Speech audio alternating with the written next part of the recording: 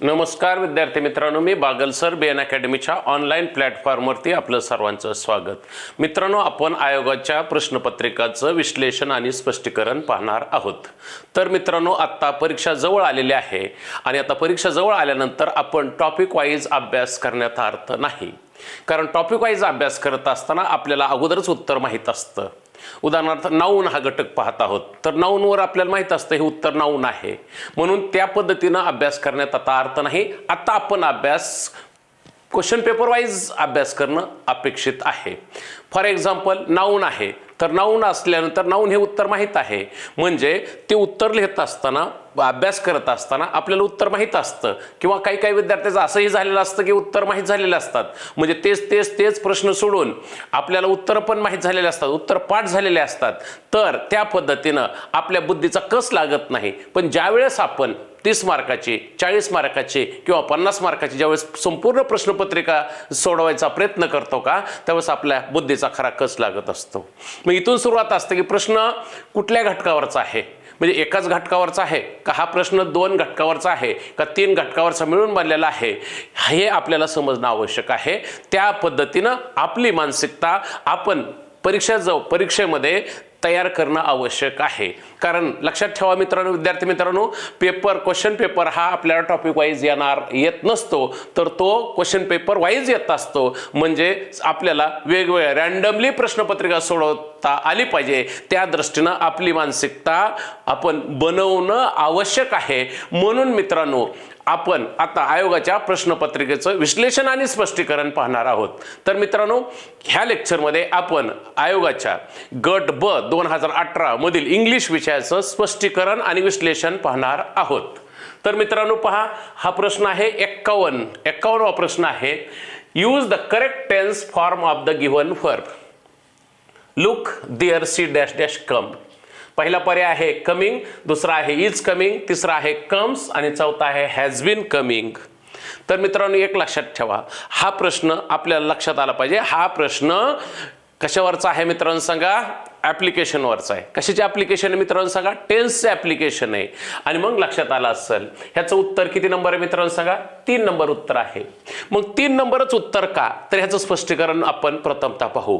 मित्रांनो, वाक्याची सुरुवात म्हणजे in exclamatory sentences beginning with here and there to express what is actually taking place at the time of speaking we use the simple present tense. म्हणजे here आणि दिअरनं सुरू होणाऱ्या उद्गारवाचक वाक्यात बोलत असताना काय घडत आहे हे सांगण्यासाठी साध्या वर्तमान काळाचा वापर केला जातो.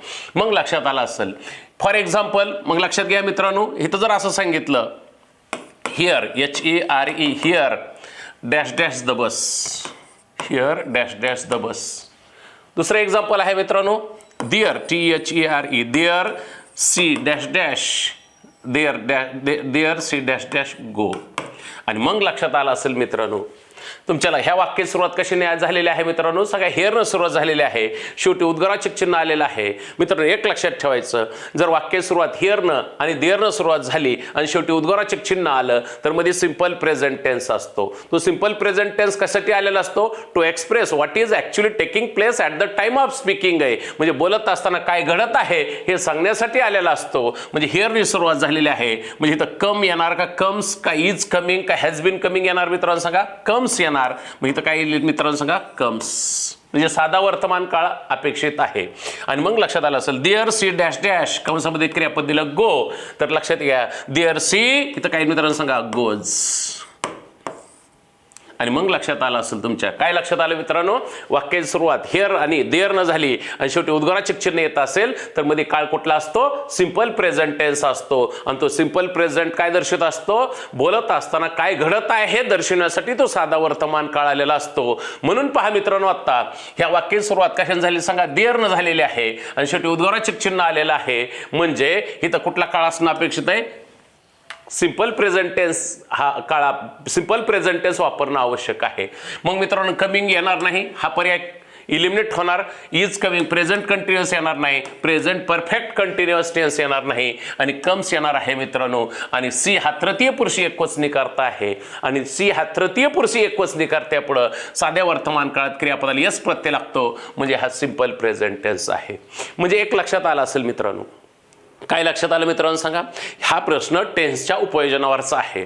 मग टेन्सचं उपयोजन, मग सिंपल प्रेझेंट टेन्सचं आपणाला उपयोजन माहीत असणं आवश्यक आहे. मग सिंपल प्रेझेंट टेन्स कसं सिंपल प्रेझेंट टेन्स केव्हा वापरला जातो म्हणजे हे तर लक्षात येईल. To express a habitual action, पहिलं उपयोजन पहा मित्रांनो ह्याचं, to express a habitual action that happens on a daily basis, म्हणजे वारंवार घडणाऱ्या क्रियेसाठी कुठला काळ वापरला जातो? साधा वर्तमान काळ वापरला जातो. दुसरं उपयोजन मित्रांनो, universal truths are stated in simple present tense ना, म्हणजे युनिव्हर्सल ट्रूथ्स हे कुठल्या काळात लिहिले जातात? सिंपल प्रेझेंट टेन्स मध्ये लिहिले जातात. दुसरा मुद्दा आहे मित्रांनो सांगा, परमनंट ट्रूथ्स आहे. टू एक्सप्रेस परमनंट ट्रूथ व्यक्त करण्यासाठी साधा वर्तमान काळ वापरला जातो. पुढचा आहे मित्रांनो, चला लक्षात आला असेल तुमच्या, scientific facts and proverbs also express the permanent truths ना, they take also simple present tense आहे. मग युनिव्हर्सल ट्रूथ लक्षात आला असेल, परमनंट ट्रूथ्स लक्षात आला असेल, आणि प्रॉव्हर्ब्स आणि scientific facts also express the permanent truths and they also take the simple present tense आहे. मग मित्रांनो, प्रेझेंट हॅबिट व्यक्त करण्यासाठी काळ कोणता असणार सांगा? सिंपल प्रेझेंट टेन्स असतो. आणि मग लक्षात आला, to express a future event that is the part of a fixed time table or program ना, म्हणजे टाइम टेबल्ड फ्युचर इव्हेंटसाठी काळ कोणता असतो? सिंपल प्रेझेंट टेन्स असतो.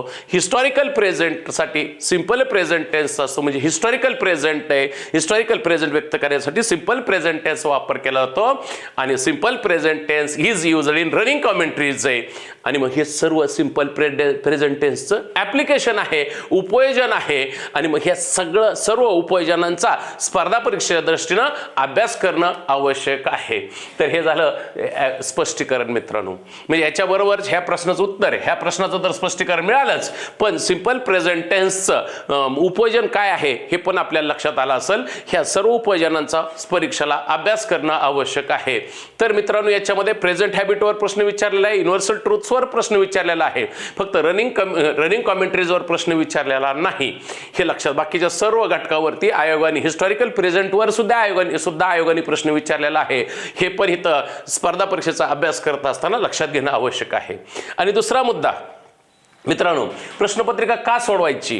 पूर्ण घेऊन म्हणजे 30 मार्काची असेल, 40 मार्काची असेल, 50 मार्काची असेल, कारण प्रश्नपत्रिका सोडवत असताना आपल्याला कळत असतं की कुठल्या कुठल्या घटकांचा अभ्यास झालेला नाही. आपण टॉपिक वाईज ज्यावेळेस अभ्यास करतो का, त्यावेळेस आपल्याला माहित असतं ह्या टॉपिकचा अभ्यास करा, त्या टॉपिकचा अभ्यास करायचा. ठराविक टॉपिकचा अभ्यास करतो आणि ठराविक टॉपिकचा अभ्यास करत असताना आपल्याला लक्षात येतं की आपला अभ्यास झालेला आहे. पण परीक्षेत गेल्यावर लक्षात येतं की ज्या घटकांचा अभ्यास झालेला नाही का, तेच घटक परीक्षेला विचारले गेलेले आहेत. म्हणून प्रश्नपत्रिकेमार्फत आपला अभ्यास पूर्ण होत असतो.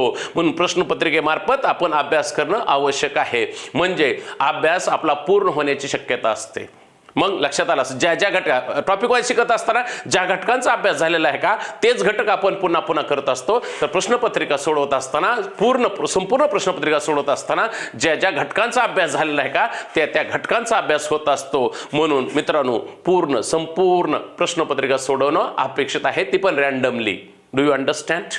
तर मित्रांनो, दुसरा प्रश्न आहे, टू अर इज ह्युमन आहे. हा प्रश्न क्रमांक आहे 52. The underline to infinitive in the sentence above functions as first the object of a verb, the subject of a sentence. तिसरा आहे the subject of a verb आणि चौथा आहे द प्रिपेरेटरी सब्जेक्ट आहे. मित्रांनो, हा प्रश्न जर्ंड आणि इन्फिनिटिव्हवरचा आहे. तर मित्रांनो, टूच्या पुढे क्रियापदाचं मूळ रूप आलं. उदाहरणार्थ राईट आहे, WRITE, राईट आहे. राईट हे क्रियापदाचं कसलं रूप आहे? मूळ रूप आहे. आणि त्याच्यावर टू आलं आणि टूच्या पुढे क्रियापदाचं मूळ रूप आलं तर त्याला इन्फिनिटिव्ह म्हणतात. म्हणजे हा इन्फिनिटिव्हवरचा प्रश्न आहे. मग मित्रांनो, ह्याचं उत्तर अगोदर पाहू आणि नंतर स्पष्टीकरण पाहू. ह्याचं उत्तर काय आहे मला सांगा? ह्याचं the subject of a sentence आहे, म्हणजे 2 नंबर उत्तर आहे. मग 2 नंबरच उत्तर का? तर लक्षात घ्या मित्रांनो, इन्फिनिटिव्ह आणि जर्ंड माहित असणं आवश्यक आहे. मग इन्फिनिटिव्ह आणि जर्ंड माहित असताना इन्फिनिटिव्ह कशाला म्हणायचं? तर टूच्या पुढे क्रियापदाचं मूळ रूप आल्यानंतर त्याला इन्फिनिटिव्ह म्हणतात. म्हणजे टू राईट हे इन्फिनिटिव्ह आहे. प्ले आहे, PLAY, प्ले हे वर्ब आहे आणि ह्याच्या अगोदर टू आलं, टूच्या पुढे क्रियापदाचं मूळ रूप आलं, ह्याला इन्फिनिटिव्ह म्हणतात. मग मला सांगा, टू अर म्हणजे चुका करणे. टू अर हे क्रियापदाचं मूळ रूप आहे, त्याच्या अगोदर टू आलं, टू अर हे इन्फिनिटिव्ह झालं. आणि ह्या इन्फिनिटिव्हनं मित्रांनो ह्या वाक्यामध्ये ही वर्ब आहे, इज हे वर्ब आहे. ह्या वर्बचं टू अर हा सब्जेक्ट आहे. म्हणजे ह्या व्हर्बचा हा सब्जेक्ट आहे, मग actually the subject of a verb का the subject of a sentence, इथं मुलांचा गोंधळ उडण्याची शक्यता असते.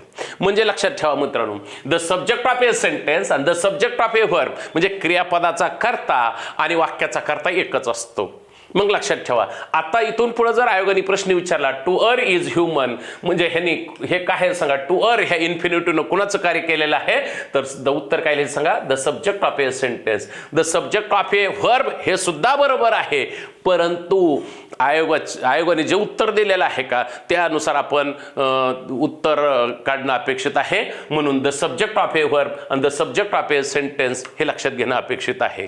मग काय लक्षात आलं सांगा, हे व्हर्ब आहे, ह्या व्हर्बचा हा काय आहे मित्रांनो सांगा, सब्जेक्ट आहे. आणि मग ह्या इन्फिनिटिव्हने ह्या वाक्यात द सब्जेक्ट ऑफ ए सेंटेन्सचं काम केलेलं आहे.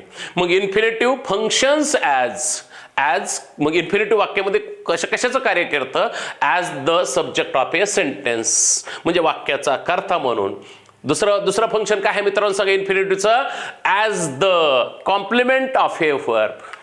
As the complement of a verb म्हणजे विधिपूरक म्हणून काम करतं. आणि तिसरं फंक्शन आहे as the object of a transitive verb म्हणजे सकर्मक क्रियापदाचं कर्म म्हणून इन्फिनिटिव्ह कार्य करतं. आणि चौथं कार्य आहे as the object of a preposition.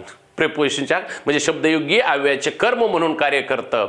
पण लक्षात ठेवा, वाक्याचा कर्ता म्हणून, विधिपूरक म्हणून आणि काय लक्षात आलं सांगा, क्रियापदाचं कर्म म्हणून आणि शब्दयोगी अव्ययाचे कर्म म्हणून इन्फिनिटिव्ह कार्य करत असते, हे लक्षात घेणं अपेक्षित आहे. मित्रांनो, द सब्जेक्ट ऑफ ए सेंटेन्सच लक्षात ठेवायचं, द ऑब्जेक्ट ऑफ ए व्हर्बच लक्षात ठेवायचं, द कॉम्प्लिमेंट ऑफ ए व्हर्बच लक्षात ठेवायचं आणि the object of a preposition हेच लक्षात ठेवायचं, कारण प्रश्न इंग्लिशमध्ये येत असतात म्हणून इंग्लिश शब्द माहीत असणं आवश्यक आहे. तर मित्रांनो, तर लक्षात आलं असेल, ह्याचं उत्तर किती मित्रांनो सांगा, 2 नंबर उत्तर आहे the subject of a sentence. इथून पुढे जर असा प्रश्न आला तर आपली चूक होऊ नये म्हणून आपण ह्या आयोगाच्या प्रश्नपत्रिकांचा व्यवस्थितपणे अभ्यास करणं अपेक्षित आहे. पुढचा प्रश्न आहे मित्रांनो, choose the correct sentences. First, I am used for getting up early. B, before his marriage मेरन used to spend a lot of his time in the club. C आहे my wife used to getting up early. and D आहे the earth's resources are being used up at the alarming rate. Answer options आहे first A and B, only A and B. Second, only B and C. Third आहे only A and C. and fourth आहे only B, C and D. तर मित्रांनो, लक्षात आलं असेल तुमच्या, हा प्रश्न कशावरचा आहे हे कळणं अगोदर आवश्यक आहे. मित्रांनो, यूज द करेक्ट सेंटेन्स आहे. आता करेक्ट पण कशावरचा करेक्ट आहे, कुठल्या घटकावरचा आहे हे कळणं अपेक्षित आहे. तर मित्रांनो, हा प्रश्न जो आहे, तर पहिलं वाक्य पहा, ॲम युज्ड फॉर आलंय, लक्षात घ्या. बी युज्ड टू असते, to be, be used to, be, be used to, be used to something असते, बी युज्ड टू समथिंग काय मित्रांनो सांगा, बी युज्ड टू समथिंग किंवा डुईंग समथिंग असते.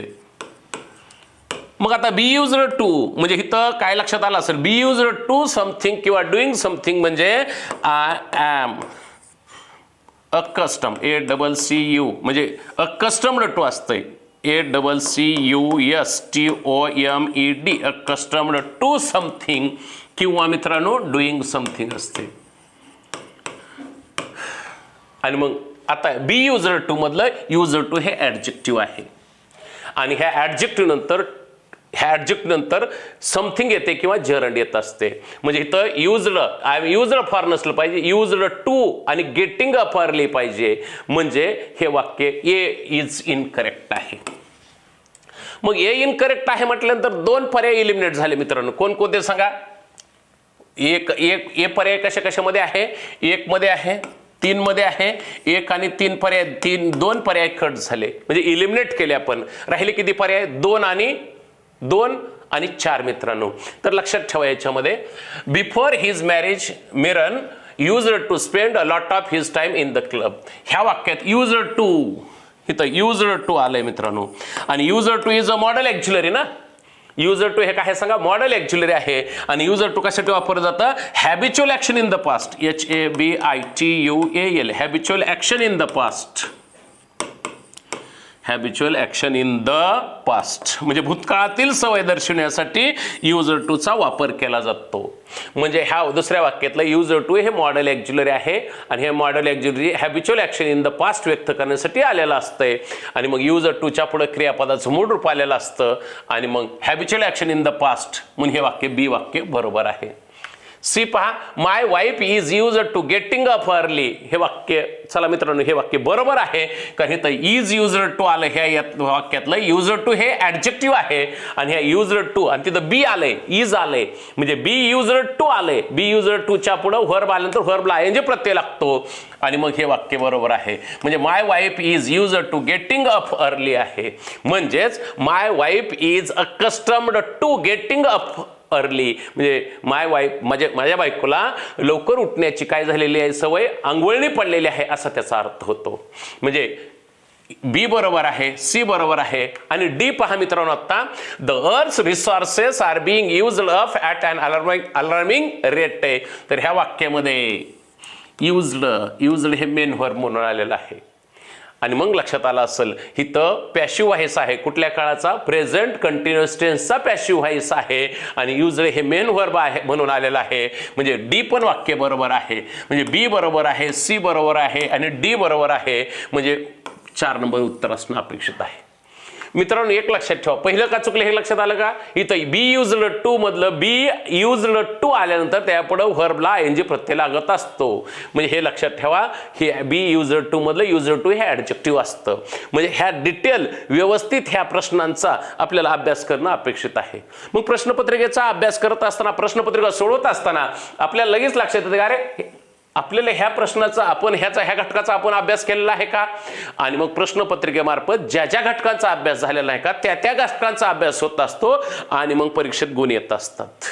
म्हणजे शेवटी काय महत्वाचं आहे, टॉपिक वाईज प्रश्नपत्रिकेपेक्षा टॉपिक वाईज अभ्यास करण्यापेक्षा क्वेश्चन पेपर वाईज अभ्यास करणं आणि तो पण सोडून प्रत्येक प्रश्न सोडून आयोगाचे सर्वच्या सर्व प्रिव्हियस इयर्स क्वेश्चन पेपर सोडवल्यानंतर आपल्याला नक्कीच परीक्षेमध्ये गुण आले, जास्तीत जास्त गुण आल्याशिवाय राहत नाहीत. पुढचा प्रश्न पहा मित्रांनो, choose the correctly framed questions आहे. A, what you were doing at 2 o'clock. B, when did she get married? C, where did you hidden the letter? आहे. Answer options, first only B, second only C, third only A and C आणि fourth आहे A B and C. तर मित्रांनो पहिल्यांदा लक्षात येणं अपेक्षित आहे की हा प्रश्न कुठल्या घटकावरचा आहे. तर मित्रांनो हा प्रश्न डायरेक्ट इंट्रोगेटिव्हवरचा आहे. कुठल्या कशावरचा प्रश्न आहे मित्रांनो सगळा, direct interrogative, DIRECT, direct interrogative, INTERROGATIVE. म्हणजे डायरेक्ट इंट्रोगेटिव्ह कशाला म्हणायचं, इनडायरेक्ट इंट्रोगेटिव्ह कशाला म्हणायचं. मग डायरेक्ट इंट्रोगेटिव्हचा आपण अभ्यास केलेला आहे का, इनडायरेक्ट इंट्रोगेटिव्हचा अभ्यास केलेला आहे का, हे आपल्याला लगेच प्रश्नपत्रिका सोडवत असताना लक्षात येत असते. मग लक्षात घ्या, डायरेक्ट इंट्रोगेटिव्हची सुरुवात WH शब्दाने होत असते. म्हणजे ह्या वाक्याची सुरुवात WH शब्दाने झालेली आहे म्हणजे ह्याला डायरेक्ट इंट्रोगेटिव्ह म्हणतात. मग डायरेक्ट इंट्रोगेटिव्ह मध्ये काय असतं मित्रांनो, WH वर्ड येणार आणि नंतर ॲक्झिलरी व्हर्ब येणार आणि नंतर काय येणार सगळा सब्जेक्ट येणार, अशी रचना असते. म्हणजे WH वर्ड आणि पुढे ॲक्झिलरी व्हर्ब आहे. मित्रांनो WH आला इथं, परंतु इथं सब्जेक्ट आलेला आहे. म्हणजे इथं मित्रांनो व्हॉट च्या नंतर करता येणार नाही. जर वाक्य सुरुवात WH शब्दाने होत असेल तर तो डायरेक्ट इंट्रोगेटिव्ह असतो आणि WH शब्दानंतर सहाय्यकारी क्रियापद येणं अपेक्षित आहे. म्हणजे what were you doing at 2 o'clock असं असणं अपेक्षित आहे. म्हणजे ए इज इनकरेक्ट आहे. मग ए पर्याय कशा कशात आहे मित्रांनो, चला किती म्हणजे ह्याच्यामध्ये पर्याय आहे ओनली बघा 3 नंबर, म्हणजे हा तिसरा पर्याय इलिमिनेट झाला. चौथा आहे A, B अँड C, चौथा पर्याय पण इलिमिनेट झाला. म्हणजे राहिलं only B and only C. तर मित्रांनो दुसरं when did she get married आहे. बघा ही पण डायरेक्ट इंट्रोगेटिव्ह आहे. ह्याची सुरुवात WH शब्दाने झालेली आहे. म्हणजे when हा WH म्हणजे WH वर्ड आहे आणि मग लक्षात घ्या हे काय आहे सांगा, इंट्रोगेटिव्ह ॲडव्हर्ब आहे आणि मग लक्षात द्या प्रश्नार्थक आहे मित्रांनो सांगा प्रश्नार्थक क्रियाविशेषण आहे त्यांच्या पुढे सहाय्यकारी क्रियापद आलेलं आहे पुढे कर्ता आलेला आहे आणि पुढे क्रियापदाचं मूळ रूप आलेलं आहे म्हणजे हे वाक्य डायरेक्ट इंट्रोगेटिव्हचं हे वाक्य करेक्ट आहे मग मॅरिड काय आहे मॅरिड ह्या वाक्यातला ॲडजेक्टिव्ह आहे मित्रांनो गेट हे मेन व्हर्ब आहे डिड हे ॲक्झिलरी व्हर्ब आहे हा डायरेक्ट इंट्रोगेटिव्ह बरोबर आहे पुढचं वाक्य पहा fair did you hidden the letter पहा मित्रांनो ह्याची सुरुवात कशाने झाली डब्ल्यूएस शब्दाने झालेली आहे डब्ल्यूएस शब्दानंतर सहाय्यकारी क्रियापद आलेला आहे नंतर कर्ता आलेला आहे परंतु कर्त्याच्या पुढे इथं डीड आल्यानंतर इथं मूळ रूप येणं अपेक्षित आहे मग मित्रांनो इथं हाईड आहे मूळ रूप हाईड आहे भूतकाळ हिड HID हिड आणि तिसरं रूप हिडन आहे म्हणजे इथं फेअर डीड यू हाईड असणं अपेक्षित आहे म्हणजे इथं हे सी पण वाक्य चुकलेलं आहे म्हणजे हा 2 नंबरचा पर्याय इलिमिनेट झाला मग किती नंबर उत्तर मित्रांनो सांगा ओनली बी इज करेक्ट मग लक्षात आलं असेल मित्रांनो हे ह्याचा अभ्यास प्रश्नपत्रिकेमार्फत आपण ज्यावेळेस अभ्यास करत असतो का त्यावेळेस आपल्या बुद्धीचा कस लागत असतो आणि बुद्धीचा कस लागल्यानंतर आपल्याला मार्क येत असतात आणि मग लक्षात ठेवा ह्या पद्धतीने आपली मानसिकता आपली असली पाहिजे प्रश्नपत्रिका सोडवत असताना तर मित्रांनो हे लक्षात आलं असेल मग इनडायरेक्ट इंट्रोगेटिव्ह म्हणजे काय ह्याचा पण अभ्यास करणं अपेक्षित आहे मग इनडायरेक्ट इंट्रोगेटिव्ह म्हणजे काय डायरेक्ट इंट्रोगेटिव्ह म्हणजे काय हे परीक्षेला विचारले जातात म्हणजे ह्या घटकांचा अभ्यास करणं आवश्यक आहे तर मित्रांनो पुढचा पहा 55 नंबरचा प्रश्न आहे which of the following sentences express the unreal condition काय शोधायचं मित्रांनो अनरियल शब्द इथं अंडरलाईन करा म्हणजे लक्षात येईल अनरियल शब्द लक्षात घेणं अपेक्षित आहे मग पहिलं पहा if it rains on time the farmers will sow the seed for kharif B दुसरा आहे if he had enough money he would purchase every useful scientific device पुढं if the government tries to govern the people the most they will turn it upside down आणि 4 आहे if the share market dwindles we will lose our money आणि मग लक्षात आलं असेल किती number उत्तर असणं अपेक्षित आहे पहा एक पहा ह्याच्यामध्ये अनरियल कंडिशन शोधायची तर पहा इथं इफच्या सबऑर्डिनेट क्लॉज मध्ये कुठला काळ आहे सांगा सिंपल प्रेझेंट टेन्स आहे जर इफच्या सबऑर्डिनेट क्लॉज मध्ये सिंपल प्रेझेंट टेन्स असेल आणि मेन क्लॉज मध्ये विल प्लस क्रियापदाचं मूळ रूप असेल तर ती प्रॉबेबल कंडिशन असते कसली मित्रांनो सांगा प्रॉबेबल कंडिशन संभाव्य अट म्हणता येईल त्याला PROBABLE प्रॉबेबल कंडिशन CONDITION पुढे पहा if he had enough money he would purchase every useful scientific device आहे मित्रांनो इफ ही हॅड इनफ मनी हा इफ सबऑर्डिनेट क्लॉज आहे आणि ही would purchase every useful scientific device हा मेन क्लॉज आहे मग इफच्या सबऑर्डिनेट क्लॉज मध्ये इथं सब्जेक्ट कोणता आहे सांगा ही आहे आणि हॅड ह्या वाक्यामध्ये मेन व्हर्ब म्हणून आलेला आहे आणि ज्यावेळेस वाक्यात हॅड म्हणून मेन व्हर्ब म्हणून आलेला असतो का त्यावेळेस वाक्याचा काळ साधा भूतकाळ असतो काय लक्षात आलं मित्रांनो सांगा जर इफच्या सबऑर्डिनेट क्लॉज मध्ये बघा इथं इफच्या सबऑर्डिनेट क्लॉज मध्ये हॅड आले आणि हॅड एकटंच आलं त्यावेळेस ते मेन व्हर्ब असतं वाक्याचा काळ सिंपल पास्ट टेन्स असतो मग जर इफच्या सबऑर्डिनेट क्लॉज मध्ये सिंपल पास्ट टेन्स असेल आणि मेन क्लॉज मध्ये वुड प्लस क्रियापदाचं मूळ रूप असेल तर ती कोणती कंडिशन असते सांगा अनरियल कंडिशन असते त्यालाच इम्प्रॉबेबल कंडिशन म्हणतात त्यालाच हायपोथेटिकल कंडिशनल म्हणतात मग लक्षात आलं असेल मग ही किती नंबर उत्तर सांगा 2 नंबर उत्तर असणं अपेक्षित आहे मग आता तिसरं वाक्य पहा if the government tries to govern the people the most they will turn it upside down आहे इथं पण इफच्या सबऑर्डिनेट क्लॉज मध्ये सिंपल प्रेझेंट टेन्स आहे आणि मेन क्लॉज मध्ये विल प्लस क्रियापदाचं मूळ रूप आलेलं आहे म्हणजे ही पण प्रॉबेबल कंडिशन आहे चौथं वाक्य पहा if the share market dwindles we will lose our money इथं पण इफच्या सबऑर्डिनेट क्लॉज मध्ये कुठला काळ आहे मित्रांनो सांगा सिंपल प्रेझेंट टेन्स आहे आणि मग इफच्या सबऑर्डिनेट क्लॉज मध्ये जर सिंपल प्रेझेंट टेन्स असेल तर मेन क्लॉज मध्ये विल प्लस क्रियापदाचं मूळ रूप असते आणि ही पण प्रॉबेबल कंडिशन आहे ही पण प्रॉबेबल कंडिशन आहे आणि मग लक्षात आलं असेल पहिली 1 नंबर प्रॉबेबल कंडिशन आहे 3 नंबरची पण प्रॉबेबल कंडिशन आहे 4 नंबरची पण प्रॉबेबल कंडिशन आहे आणि 2 नंबर ही इम्प्रॉबेबल कंडिशन आहे म्हणजेच अनरियल कंडिशन आहे आणि म्हणजेच ह्याला हायपोथेटिकल कंडिशनल पण म्हणतात हे माहित असणं आवश्यक आहे तर मित्रांनो ह्या कंडिशनचा अभ्यास करणं अपेक्षित आहे तर प्रॉबेबल कंडिशन, इम्प्रॉबेबल कंडिशन आणि इम्पॉसिबल कंडिशन आणि झिरो कंडिशन. तर मित्रांनो पहा, जर इफच्या सबऑर्डिनेट क्लॉजमध्ये जर सिंपल प्रेझेंट टेन्स असेल, काय लक्षात आलं सांगा, जर इफच्या सबऑर्डिनेट क्लॉजमध्ये जर सिंपल प्रेझेंट टेन्स असेल तर मेन क्लॉजमध्ये विल प्लस क्रियापदाचे मूळ रूप असते. The most common modal is will, but we can also use other modals and phrase modals ना. मग मे कॅन वापरू शकतो, कॅन प्लस क्रियापदाचं मूळ रूप, मे प्लस क्रियापदाचं मूळ रूप, किंवा बी गोइंग टू वापरू शकतो, किंवा शाल वापरू शकतो. ही झाली प्रॉबेबल कंडिशन. सेकंड, जर इफच्या सबऑर्डिनेट क्लॉजमध्ये जर सिंपल पास्ट टेन्स असेल, काय सांगेल सांगा मित्रांनो, सांगा, जर इफच्या सबऑर्डिनेट क्लॉजमध्ये सिंपल पास्ट टेन्स असेल, म्हणजे if plus simple past tense असेल, if plus simple past tense असेल तर मेन क्लॉजमध्ये वुड प्लस क्रियापदाचे मूळ रूप असते. वुड प्लस क्रियापदाचे मूळ रूप असते. त्याला काय म्हणतात, इम्प्रॉबेबल कंडिशन म्हणतात, त्यालाच अनरियल कंडिशन म्हणतात, त्यालाच हायपोथेटिकल कंडिशन म्हणतात. आणि मग लक्षात आलं असेल, we can, the most common modal is would, but we can also use could, may, could, might. Do you understand? could वापरू शकतो, might वापरू शकतो आणि should वापरू शकतो. But the most common model is would. मग इथं जर पर्याय आला if, इथं जर इफच्या सबऑर्डिनेट क्लॉजमध्ये सिंपल पास्ट टेन्स आला तर मेन क्लॉजमध्ये वुड प्लस क्रियापदाचं मूळ रूप असेल. वुड नसेल तर शुड असू शकतं, शुड नसेल तर कुड असू शकतं, कुड नसेल तर माईट असू शकतं. हे लक्षात घेणं अपेक्षित आहे.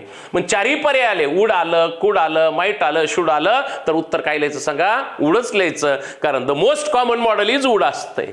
Do you understand? आणि पुढची कंडिशन आहे इम्पॉसिबल कंडिशन.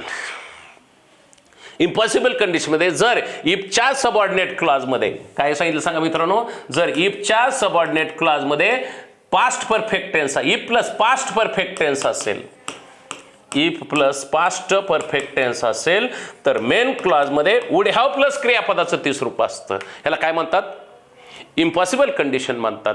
आणि मग किंवा the most common modal is would have, but we can also use could have plus past participle किंवा माईट हॅव प्लस पास्ट पार्टिसिपलचा पण वापर करू शकतो. म्हणजे हे माहीत असणं अपेक्षित आहे. दुसरी मित्रांनो अजून एक झिरो कंडिशन आहे, म्हणजे जर इफच्या सबऑर्डिनेट क्लॉजमध्ये सिंपल प्रेझेंट टेन्स असेल तर मेन क्लॉजमध्ये पण सिंपल प्रेझेंट टेन्स असतो. हे पण हे जास्तीत जास्त युनिव्हर्सल ट्रूथ्स किंवा सायंटिफिक फॅक्टच्या बाबतीत जास्तीत जास्त वेळेस सायंटिफिक फॅक्ट्स आणि युनिव्हर्सल ट्रूथच्या बाबतीत ही झिरो कंडिशनचा वापर केला जातो. तर मित्रांनो हे लक्षात ठेवणं अपेक्षित आहे की ह्या पद्धतीनं आपल्याला प्रश्नपत्रिकांचा अभ्यास केल्यानंतर आपल्याला 100% यशाची खात्री 100% असते. म्हणून ह्या क्वेश्चन पेपर वाईज अभ्यास करणं आवश्यक आहे. तर मित्रांनो आपण ह्या संपूर्ण व्हिडिओ पाहण्यासाठी आपण Bagal sir MPSC English app download करा आणि पूर्ण व्हिडिओ पहा. नक्कीच तुम्हाला ह्याचा 100% परीक्षेला जाताना फायदा होणार. धन्यवाद.